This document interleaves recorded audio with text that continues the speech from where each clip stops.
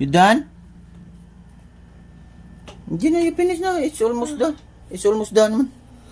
Okay na. You'll feel better if you finish that. Gina. Because I will finish washing my clothes pa.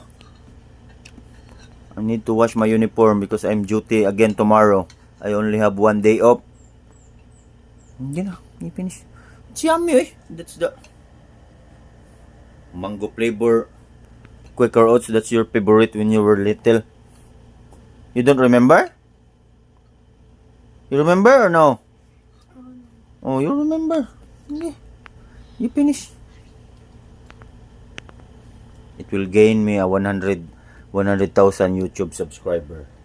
You know, you eat. If you will eat, I will have 1,000 subscriber. You know.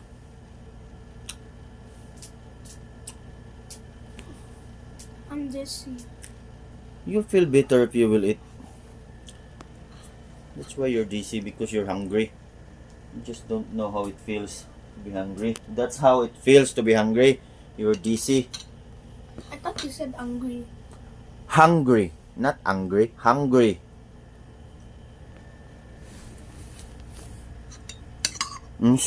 It's 3 scoops na lang. 3 spoons. Gina, you finish. You finish also, will drink water.